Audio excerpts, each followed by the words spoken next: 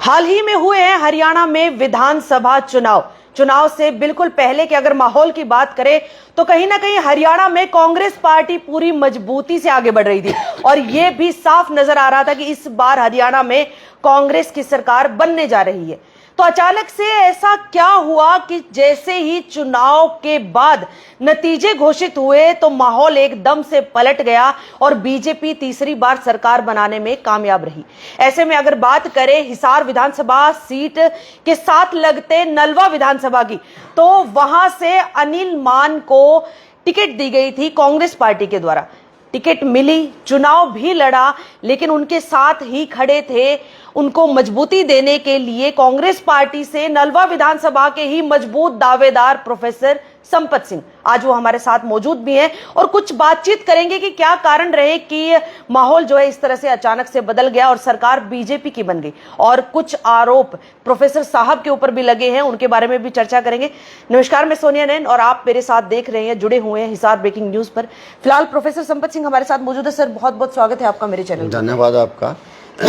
जैसे आपने नलवा का जिक्र किया, जहाँ तक नलवा का सवाल है, नलवा कोई इतना बड़ा इशू नहीं है जी। इशू सबसे बड़ा ये है कि जब से हरियाणा अलग बना जी, उसके बाद जो कांग्रेस की लीडरशिप रही, चौधरी भजनलाल जी की रही, चौधरी बंसीलाल जी की रही, और सामने जो है वो चौधरी देवलाल जी की लीडरशिप रही। बार बार आपस में जो है कभी वो आगे कभी वो आगे आते रहे जी। और ये काम चलता रहा। उसके बाद 2005 के अंदर कांग्रेस पार्टी की सरकार आ गई। 2000 में लोकदल की थी और 2005 के अंदर कांग्रेस पार्टी की सरकार आई थी, अच्छी मेजोरिटी लेकर आई थी, 67 सीटें जो है जीती गई थी और पहली बार हरियाणा के मुख्यमंत्री चौधरी भूपेंद्र जी हुड्डा को बनाया गया था और अच्छी मेजोरिटी थी। उसके बाद कांग्रेस में जो है गुटबाजी बन गई और गुटबाजी बनने के बाद यहाँ तक पहुँच गई कि चौधरी भजनलाल भी कांग्रेस छोड़ के चले गए थे। एक कांग्रेस पार्टी के लिए एक बहुत बड़ा झटका था उस टाइम उनका जाना जी। क्योंकि उन्होंने बहुत साल तक कांग्रेस पार्टी को बनाए रखा था। उनका बहुत बड़ा योगदान था। चौधरी बंसीलाल जी का बहुत बड़ा योगदान था। चौधरी भूपेंद्र सिंह हुड्डा जी हैं, उनके पिताजी का, चौधरी रणबीर सिंह जी का भी अच्छा योगदान था। चौधरी दलबीर सिंह जी है, शैलजा जी के पिताजी, उनका भी बहुत अच्छा योगदान था। बड़े बड़े स्टालवर्ड्स लीडर हुआ करते थे। लेकिन जब 2005 के बाद पहला तो ब्रेक डिवीज़न ये आया कि चौधरी भजनलाल जी कांग्रेस से अलविदा हो गए थे और कांग्रेस से अलविदा होने के बाद पहले तो यहीं झटका लग गया।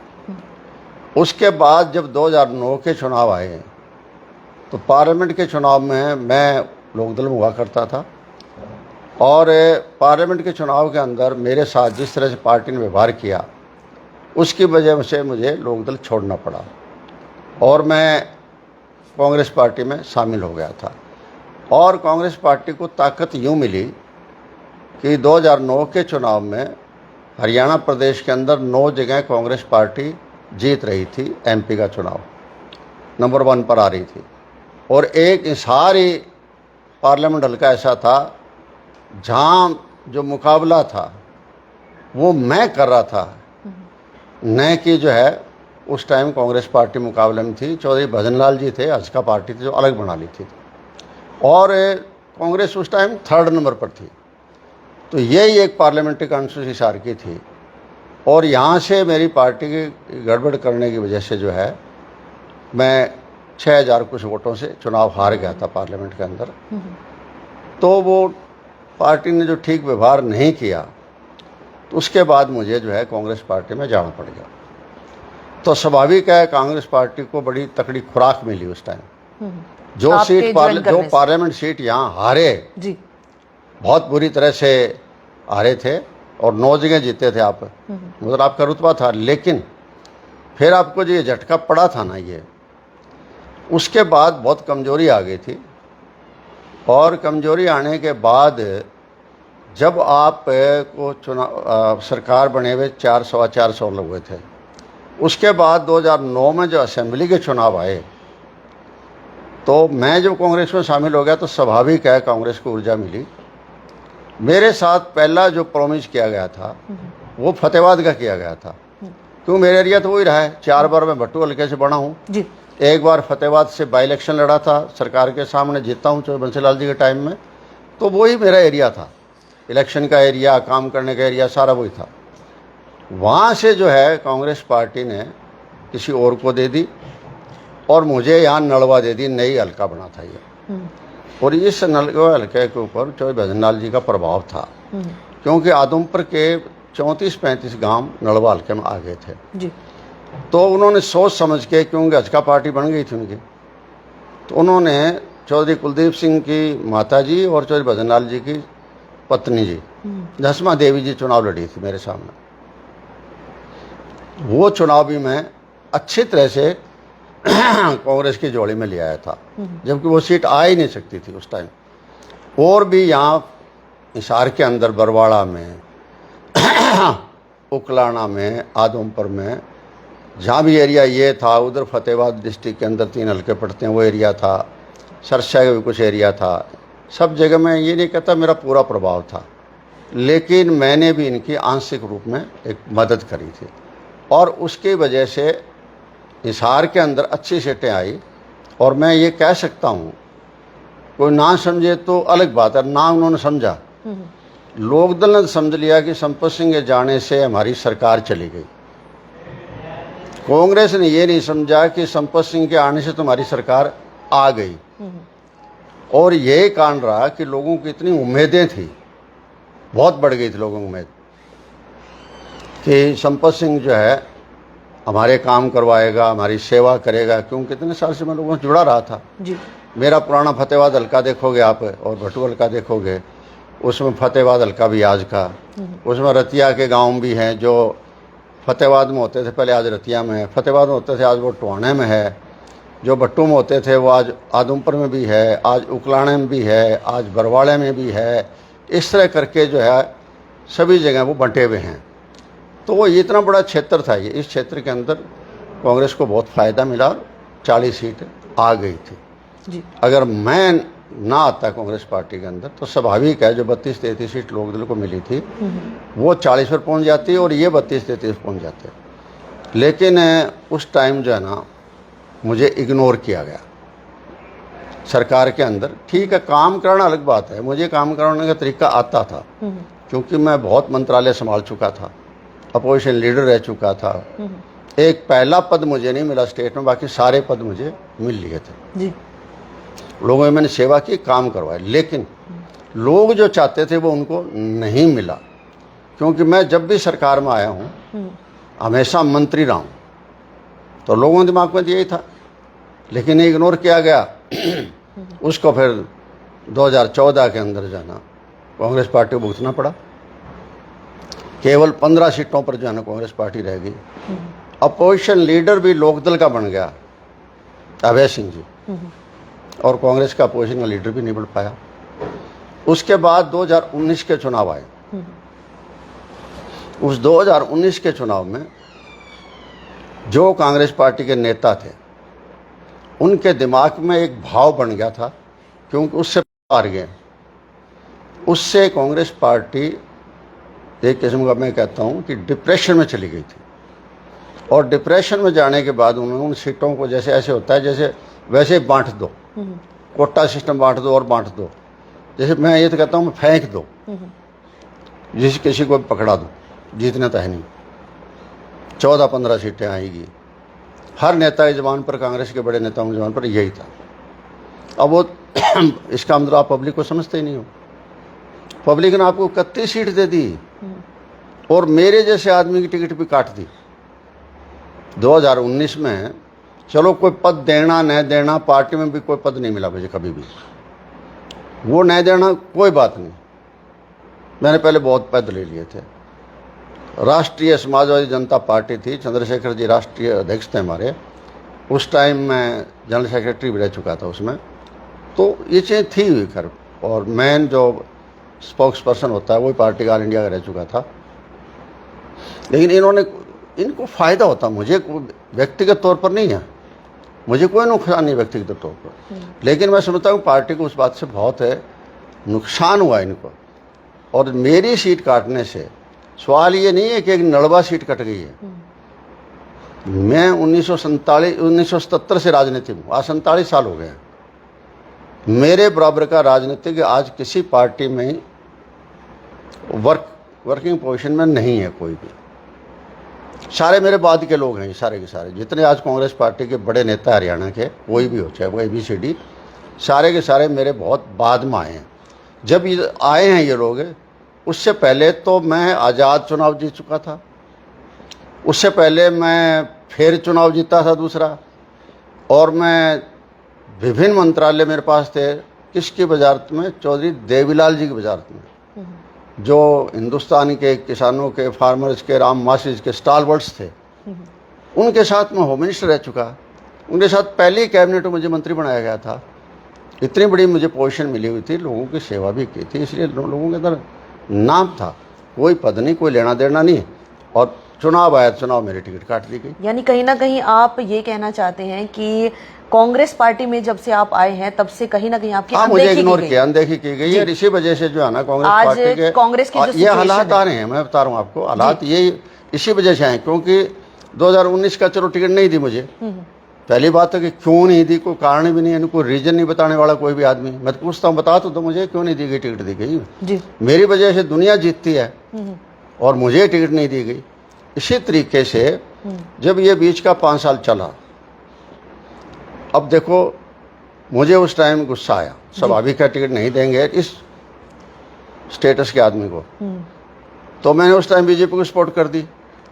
तो कांग्रेस को एकदम झटका लगा, वो झटका लगने की वजह से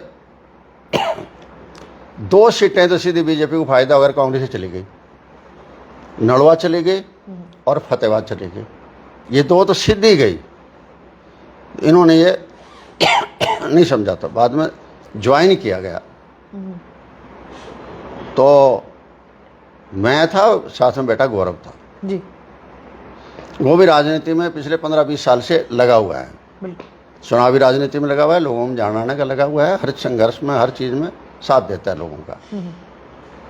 और उसके बाद ये जो अब काम करते करते हम लोगों ने, अकेला मैं नहीं, बहुत लोग थे जिन्होंने पार्टी को धीरे धीरे धीरे धीरे करते करते यहाँ लेकर आए थे जी। लेकिन पार्लियामेंट का चुनाव जो हुआ, वो आपके लिए एक बहुत इंडिकेशन आ गई थी, अगर आप समझें तो।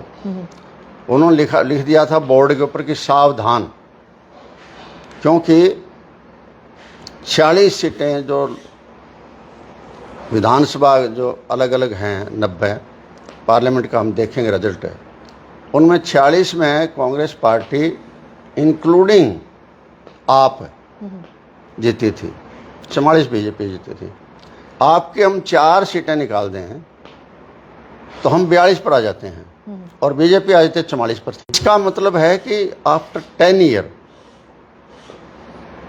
बीजेपी फिर भी आपसे आगे जा रही है।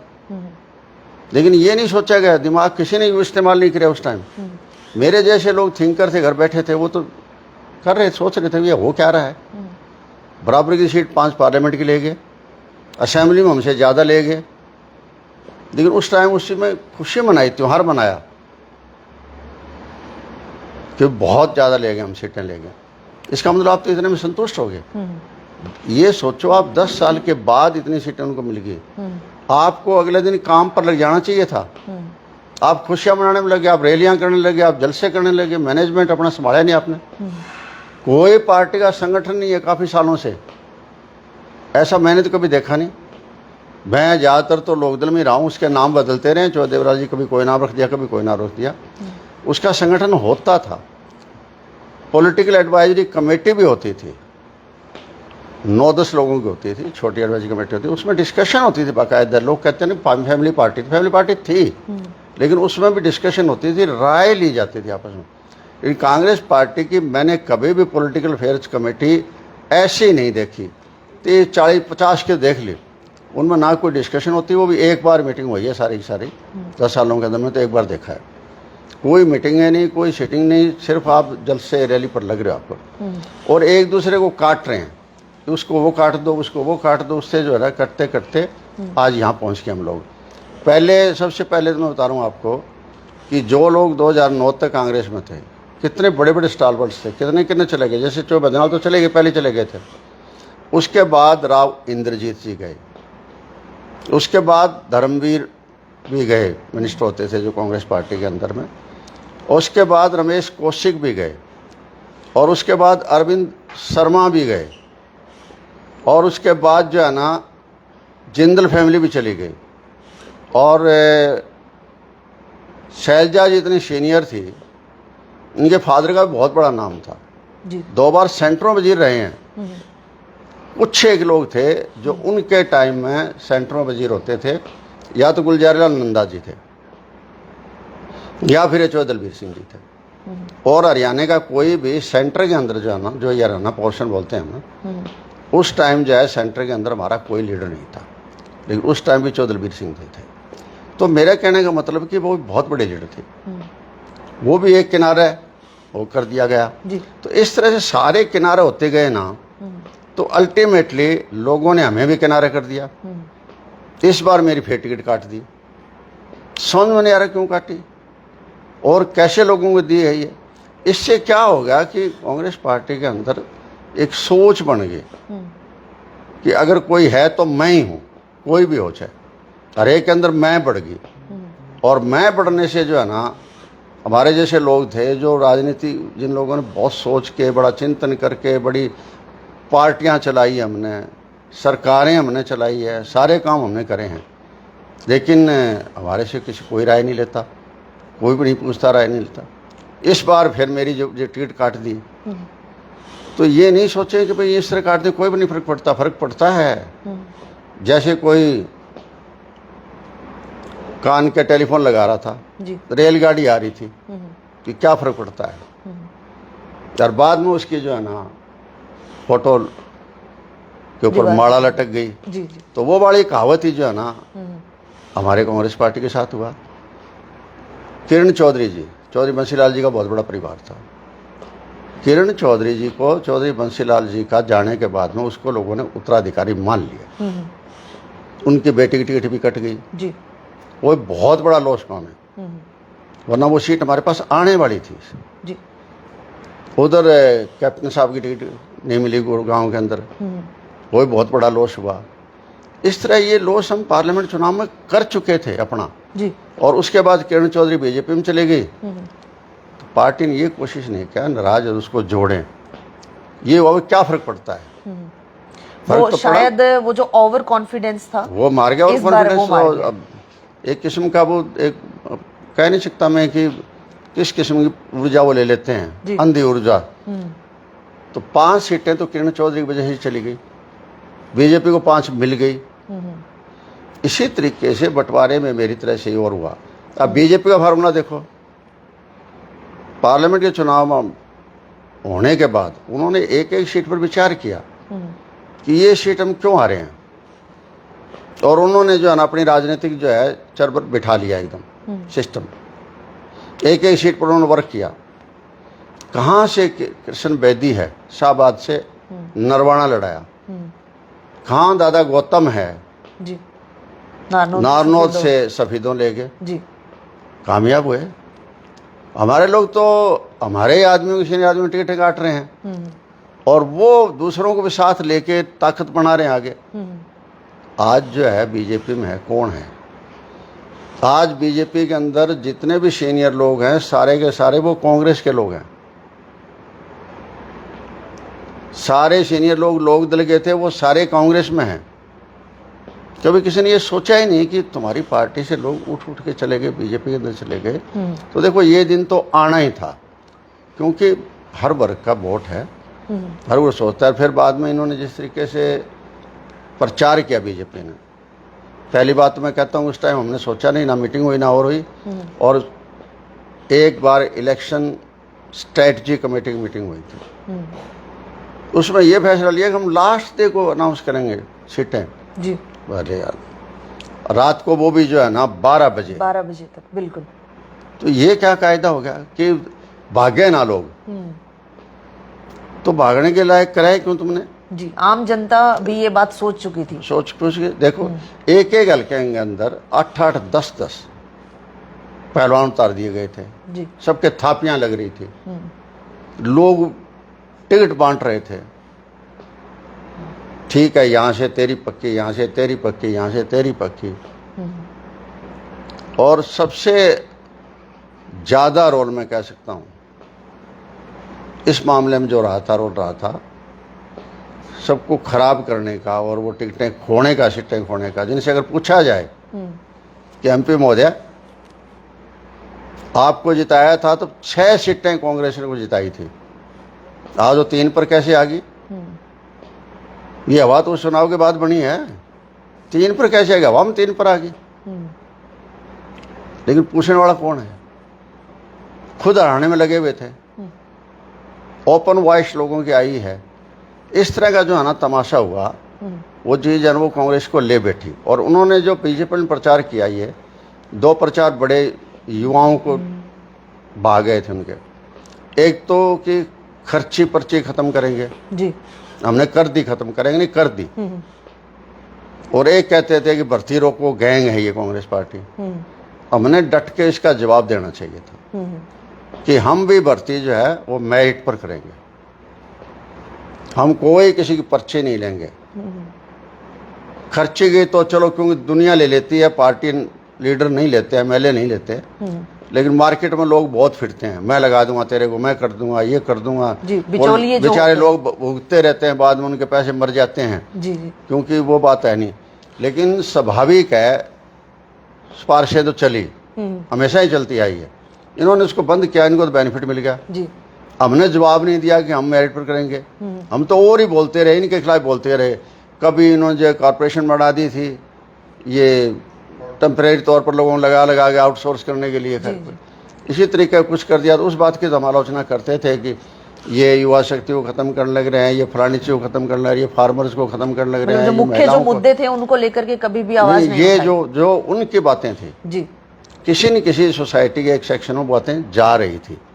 और जाने की वजह से जो है ना, दिमाग के अंदर जो बच्चे बिना सिफारिश के पढ़ के जो नौकरी लग जाता था, उसको इग्नोर किया जाता था। हमारी तरफ से क्या था, पीएचडी पास था, चौकीदार लगा दिया, चपरासी लगा दिया, क्या है? जी जी, इसका मतलब है कि वो बच्चा आगे नहीं जा सकता था, और आगे जा सकता था तो उसको एंट्री मिल गई। डी ग्रुप में लगे हैं, वो बाद में सी ग्रुप में भी आ गए। 1800 बच्चों ने एक साथ रिजाइन दिया। और बहुत से ऐसे हैं जो बी ग्रुप में भी आए भी हैं, आगे भी आ जाएंगे बी ग्रुप में। एक शुरुआत तो कर ली। आज इतनी बुरी हालत है लोगों की, हम बेचारा जो खास करके तो किसानों की, मजदूरों की तो बहुत बुरी हालत है। प्राइवेट स्कूलों में पढ़ाना, कोचिंग सेंटर में पढ़ाना, एकेडमी में पढ़ाना, उनके लिए बहुत मुश्किल है, बहुत दिक्कत है। लेकिन वो मेहनत कर रहे हैं, इसलिए वही ज़्यादा रहे, ज़्यादा गरीब लोग आगे आ रहे हैं। और संख्या गरीबों में ज़्यादा होती है। गरीब बोलता नहीं चुनाव के अंदर, लेकिन मौका आने के बाद उस चीज़ का, जिसने दी है उसको नौकरी, उसकी तरफ जाएगा, और जिसने नहीं दी उसके खिलाफ करेगा। तो ये कई ऐसी चीज़ें थी जिनकी वजह से जो है ना, अभी कांग्रेस पार्टी को ये दिन देखने पड़े हैं। अब बहुत समय जा चुका है, अब आपको बहुत तकड़ा मंथन करना पड़ेगा। खास करके आपकी पार्टी के अंदर जो पॉलिटिकल थिंकर्स हैं, जो राजनीति के बारे में जानते हैं, आगे पीछा उन्होंने देखा है, अच्छे माड़े दिन उन्होंने देखे हैं, उन लोगों से मिलके आप बात करोगे तो आगे पार्टी को चलाया जा सकता है। वरना आज के दिन लोगों में ज़बरदस्त निराशा है, और लोग पार्टी के लोगों को जो है ना अच्छा बुरा कह रहे हैं। जी, मतलब वो ये नहीं कह रहे कि ये हो गया वो हो गया, पार्टी तो कह रही है चलो कि मशीनों का हो गया, फलानी चीज़ का हो गया, डिग्री चीज हो गया, हम इतने % से हार गए, कुछ सीटें हम इतने वोटों से हार गए। इन बातों की कोई वैल्यू नहीं है। जी, जो जीता वो सिकंदर है, और जीती बीजेपी पार्टी है, तीसरी बार जीती है। मतलब कुछ छोटी बात है क्या तीसरी बार जीतना हरियाणा में? तो माय गुडनेस की अब तक मैंने जो देखे हैं 47 साल में, उसके बाद अभी दोबारा हमारी जो हम कोई सीमा पर पहुंचेंगे तो हमें बहुत मेहनत करनी पड़ेगी, बहुत सोच समझ के चलना पड़ेगा। जो जालसाज किस्म के आदमी है, जो चुगलखोरी टाइप के आदमी है, जो जगह जगह समझौता करते हैं, पार्लियामेंट चुनाव में किसी जगह असेंबली सेगमेंट ने समझौता कर लिया, किसी व्यक्ति के साथ भी कर लिया, किसी पार्टी के साथ भी समझौता कर लिया। इस तरह के लोग जो पार्टी को खराब करने लग रहे हैं, मैंने यही देखा हिसार के अंदर। ऐसा भी था जिन्होंने यहाँ चुनाव लड़ने वाले लोगों ने आदम पर समझौता कर रखा था, यहाँ कई जगह नड़वा में समझौता कर रखा था, कलायत तक कर रखा था, और जगह कर रखा था, बरवाड़ा कर रखा था। और वो चीज़ अब सामने आ गई असेंबली का जब चुनाव आया, तो उन्हीं लोगों की वजह से जो है ना ये चुनाव को उन लोगों ने साफ कर दिया। उन्होंने अपने अपने स्वार्थ तो साध लिए, लेकिन जनता का जो है बिल्कुल ही नाश कर दिया है। अब जनता को आपको उठाना है, कुछ करना है, तो आपको बहुत मेहनत करनी पड़ेगी, दिमाग की मेहनत ज़्यादा करनी पड़ेगी। बीजेपी ने कभी रैली नहीं की। जब पार्लियामेंट का चुनाव चला गया उसके बाद रैली की बजाय उन्होंने व्यू रचना की। आज वक्त आ गया है आपको व्यू रचना का, आपको स्टडी करने का, लोगों के दिमाग को स्टडी करना। कोई सर्वे नहीं, कोई लेना नहीं, कोई देना नहीं। अगर सर्वे होता तो देख लिया ना जिस तरह हालात हैं जी। अब सर्वे होता तो कोई मेरे जैसा आदमी जो एक तरफा ही सारे लोग बोल रहे थे, ऐसे आदमी को जो टिकट कट जाना है, उसके बाद चाहे कोई बहाना करता रहे, कोई कुछ करते रहे, ये हो गया वो हो गया, उन बहानों से नहीं चलती बात लोग हार और जीत को देखना चाहते हैं जी, बस। तो वो जिस तरह ये से नुकसान हो गया। टिकट जो है आपके एवज में जो अनिल मान जी को दी गई, तो उससे आपको लगता है कि कहीं ना कहीं पहला फैसला तो कांग्रेस पार्टी का यही गलत था कि टिकट प्रोफेसर संपत सिंह को देनी चाहिए थी।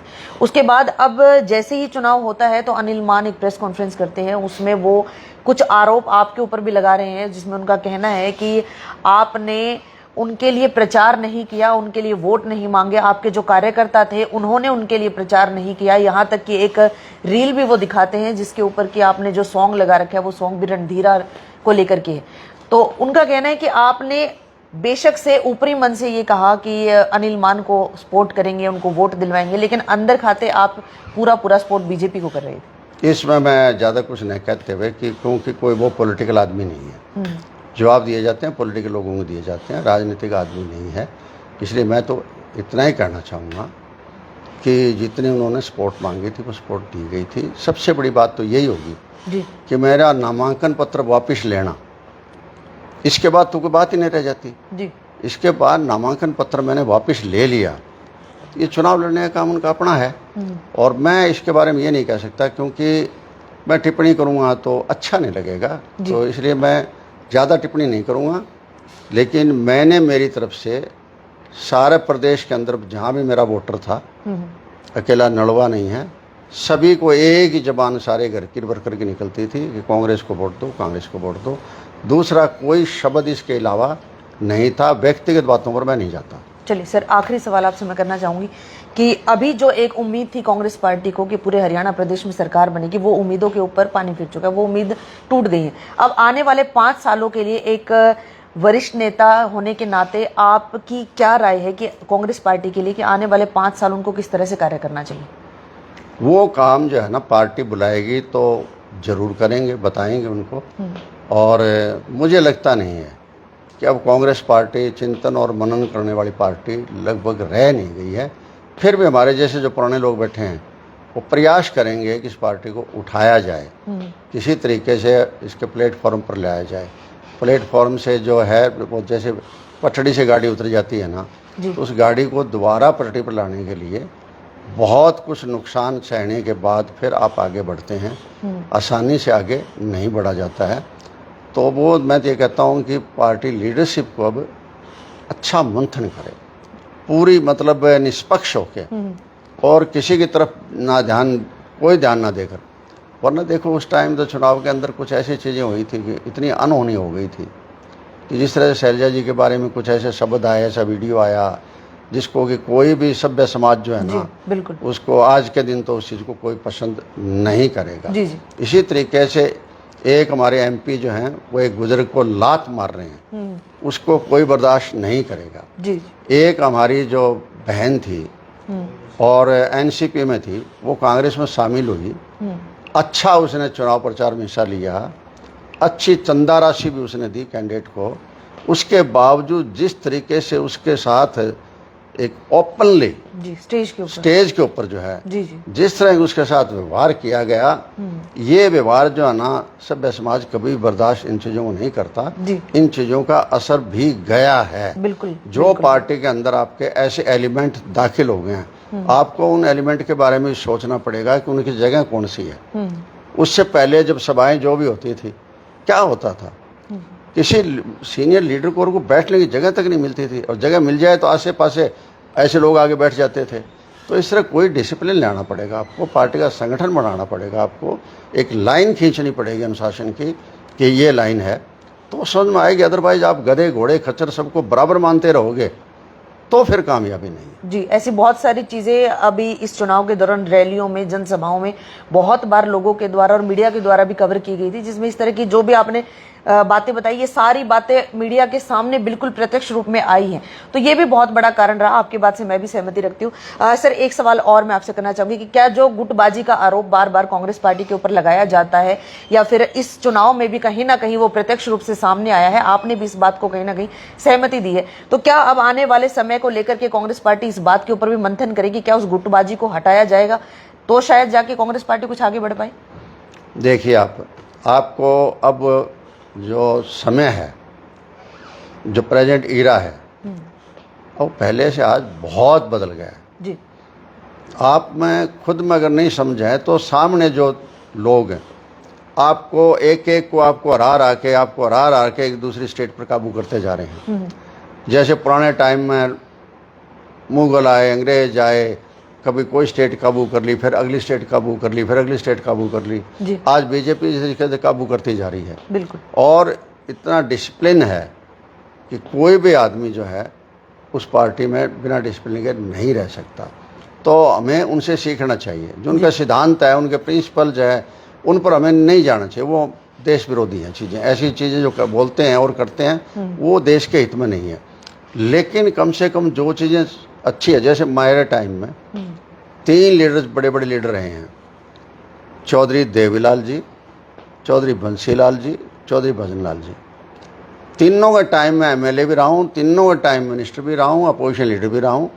मैंने तीनों में जो अच्छी चीज़ें थी वो मैंने सीखी है। इसीलिए मैं तो ये कहना चाहता हूँ, पार्टी को सीख लेनी चाहिए। इतना डिसिप्लिन आपका हो कि आप 100-150 आदमी बैठे हैं, उनमें से ये सोच कर कि ये आदमी पार्टी के लिए ठीक रहेगा, उसको चीफ मिनिस्टर बना देते हैं। दूसरा आदमी को बोला, आपने राजस्थान में देखा, आपने मध्य प्रदेश में देखा, आपने छत्तीसगढ़ में देखा, आपने उड़ीसा में देखा, कहीं देख लो चाहे आपको। लोग सोच नहीं सकते थे ऐसे ऐसे चीफ मिनिस्टर बन गए हैं। और यहाँ चीफ मिनिस्टर से नीचे कोई नहीं उतरता, हर कोई चीफ मिनिस्टर बना हुआ है। तो इस तरह का डिसिप्लिन होगा तभी बात बनेगी पार्टी के अंदर। जब कोई होता था किसी टाइम, जब इंदिरा गांधी जी को फैसला ले लेती थी तो ले लिया करती थी, बोल्ड लेडी थी। राजीव गांधी ले लिया करते तो ले लिया करते थे। अब आपको उस लाइन पर आना पड़ेगा। ये बात नहीं बनेगी आपको कि आप घिर जाओ और आप अपना फैसला इंडिपेंडेंट ले ही ना सको। अब देखो हो रहे हैं ना हमारे साथ, पार्टी का चुनाव हो लिया जी, ना तो पार्टी लीडरशिप अपना अपॉइंट कर पा रही अब तक, लीडर ऑपोजिशन। जब आपका आज सेशन है, दूसरे लोग मजाक उड़ाएंगे आपका जी जी, कि आपका तो अपोजिशन का लीडर भी नहीं है। तो कोई तो लीड करने वाला होना चाहिए ना। तो ये कांग्रेस पार्टी को सोच के जो है, कांग्रेस पार्टी को पूरा मंथन करना चाहिए, पार्टी ऑर्गेनाइजेशन पे करना चाहिए, पार्टी की सीएलपी लीडरशिप पे भी करना चाहिए। जो यहाँ जनरल सेक्रेटरी इंचार्ज रहे हैं उनके बारे में भी सोचना चाहिए। क्योंकि देखिए, ये जो रोल था ना, ये रोल मैं नहीं कह सकता कि उन्होंने क्यों अदा किया, लेकिन इस रोल की वजह से कांग्रेस पार्टी काफ़ी बैठी है, एक किस्म की मैं कह सकता हूँ। और उससे जो है ना अपोजिट पार्टी को जो है ना एक किस्म का बहुत ताकत मिली है। क्योंकि ताकत तो मिलेगी जी, जो पार्टी हरियाणा में थी नहीं कभी। हमारे साथ लोकदल के टाइम में साथ लेके, जब हम साथ लेते तो उनकी सीट आ जाती थी, साथ नहीं लेते तो नहीं आती थी उनकी। वो हमारे सारे चलती थी। और आज वो इंडिपेंडेंट लोग कहाँ पहुँच रही है? उधर से क्योंकि लोकदल परिवार खत्म हो गया जी, इधर से कांग्रेस खत्म होने का कगार पर जारी है, तो फिर कौन रह जाए इनके सामने? ये तो बहुत ही नुकसान होगा, देश का भी नुकसान होगा। क्योंकि जब तक ऑर्गेनाइज्ड अपोजिशन के सामने नहीं होती है, इतने बात नहीं बनती। और नहीं बनेगी तो लोगों पर यही अत्याचार होते रहेंगे। इसी तरह संवैधानिक संस्थाओं को काबू करते जाएंगे, प्रजातंत्र को ख़त्म करते जाएंगे, संविधान को ख़त्म करते जाएंगे, बदलते जाएंगे और आम गरीब आदमियों को पिसता जाएगा। इसलिए ज़रूरी है कम से कम उन गरीबों के लिए तो आपको तैयार रहना चाहिए। चलिए, बहुत बहुत धन्यवाद। तो देख सकते हैं अभी हमारे साथ थे प्रोफेसर संपत सिंह, कांग्रेस पार्टी के जाने माने नेता, और ऐसे बहुत सारी राजनीतिक चर्चाएं हमने आज इनके साथ की, जिसको लेकर के बहुत सारी बातें जो है आम जनता के मन में भी थी, आम जनता के जहन में भी थी और नेताओं के जहन में भी थी। बहुत सारे आरोप प्रत्यारोप कांग्रेस पार्टी के ऊपर लगातार लगते भी रहे कि किन कारणों की वजह से कांग्रेस पार्टी इस बार ये चुनाव जीत नहीं पाई और सरकार बनाने की जो उम्मीदें थी वो उम्मीदें पूरी नहीं हो पाई। इस चर्चा को लेकर के आप लोगों की क्या प्रतिक्रिया है, कमेंट बॉक्स में जरूर बताइएगा और वीडियो को शेयर करना ना भूलिए। नमस्कार।